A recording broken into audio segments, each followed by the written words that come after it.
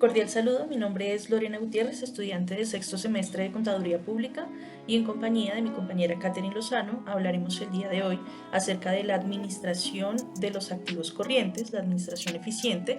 Vamos a hablar acerca de la rentabilidad y de los activos financieros. Hola, mi nombre es Catherine Lozano y este video trata sobre la actividad número 3 de administración financiera, formas de administrar. Primero, ¿cómo llevar una administración eficiente de activos circulantes? Mantener niveles óptimos de inventario para evitar excesos o escasez, optimizar los plazos de pago a proveedores y negociar las condiciones favorables, agilizar los procesos de cobranza para reducir el ciclo del efectivo. La administración eficiente de las cuentas del activo corriente es esencial para la salud financiera de la empresa.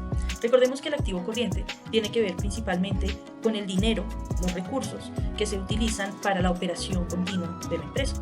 Es por eso que al mantener una correcta administración de estos recursos, podemos pasar la delgada línea entre la solidez financiera y la vulnerabilidad de la empresa. Para tener una correcta administración financiera de las cuentas del activo corriente, es importante generar una gestión en los inventarios, en las cuentas por cobrar, en las cuentas por pagar, generar monitoreos contables y hacer pronósticos financieros periódicamente. ¿Cómo realizar una buena inversión de activos? Primero, diversificar las inversiones para minimizar los riesgos. Evaluar constantemente el rendimiento de las inversiones y ajustar las estrategias según sea necesario. Considerar el horizonte temporal y la liquidez al seleccionar los vehículos de inversión. ¿Cómo obtener los rendimientos requeridos? Establecer metas de rendimiento realistas y alineadas con los objetivos financieros. Ajustar la cartera de inversiones según las expectativas de rendimiento y la tolerancia al riesgo. Monitorear y adaptar las estrategias de inversión según las condiciones de mercado y cambios en los objetivos financieros.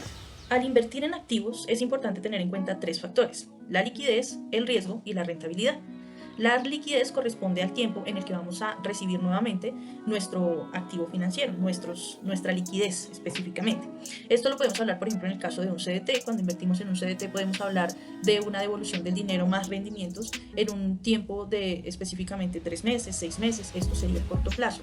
O, por ejemplo, cuando compramos una propiedad, una casa, una bodega, estamos hablando de que el tiempo mínimo en el que se puede vender actualmente un predio es un promedio de 9 meses. Así que si es a más de un año, estaríamos hablando de una liquidez a largo plazo. Adicional a eso, podríamos hablar acerca del riesgo. En ocasiones, cuando invertimos, es posible que nuestro riesgo sea mayor o menor.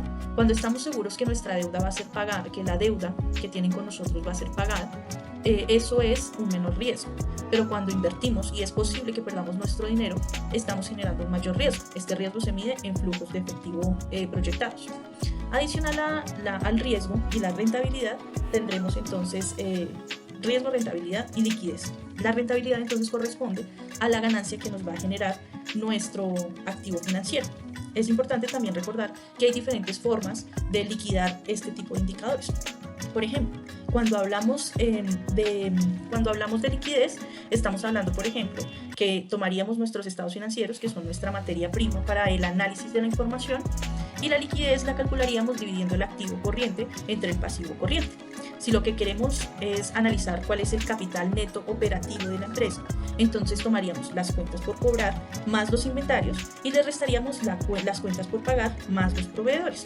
Si necesitamos saber cuál es nuestro capital de trabajo, entonces tomaríamos nuestro activo corriente, restándole nuestro pasivo corriente, y así tendríamos el saldo que tenemos luego de pagar las deudas a corto plazo. Recordemos que la palabra corriente significa que nuestras deudas van a ser a menos de un año. También tenemos la posibilidad de liquidar una prueba ácida, que es otro indicador en el que tomamos el valor del activo restándole los inventarios y a ese valor le restamos los pasivos corrientes. Esto indicaría, como su nombre lo dice, una prueba ácida en la que confirmamos que hay una situación en la que pudieran no existir los inventarios, que son nuestra materia prima en el caso de las empresas comercializadoras, y si llegase a existir una situación así, ¿qué tan posible es que pudiéramos cumplir nuestras obligaciones a corto plazo, por lo menos? También tenemos la posibilidad de liquidar cuál es nuestra rentabilidad, retomando entonces lo que nos decía nuestra compañera Catherine en cuanto a que la rentabilidad es la ganancia que obtenemos. En este caso, tomamos la utilidad bruta en nuestro estado de situación, en nuestro estado de resultados. Tomamos la utilidad bruta y la dividimos por las ventas netas. Así entonces podremos conocer cuál es el porcentaje de la utilidad neta que estamos recibiendo en nuestras ventas. Adicional a eso, tenemos un margen de utilidad operacional que lo tenemos restando nuestros ingresos operacionales de nuestros gastos operacionales. Esa es nuestra utilidad operacional. Y la utilidad neta, que es la que nos muestra nuestros estados de resultados, que es cuando tomamos nuestros gastos generales, operacionales y no operacionales, y lo restamos de nuestros ingresos operacionales y no operacionales. Recordemos que en los estados financieros tenemos ingresos operacionales que corresponden al movimiento de nuestro objeto social e ingresos no operacionales, como por ejemplo los ingresos que nos generan los bancos, la devolución por parte de las EPS en cuanto a una incapacidad, algún rendimiento financiero adicional por ejemplo, nuestras inversiones en activos financieros como un CDT o unos bonos o unas acciones. Y también tenemos los gastos operacionales que corresponden a la operación normal de la empresa, como por ejemplo las nóminas, y los gastos no operacionales, que estos corresponderían por ejemplo a gastos financieros, como también es el pago de intereses, de gravámenes y comisiones bancarias.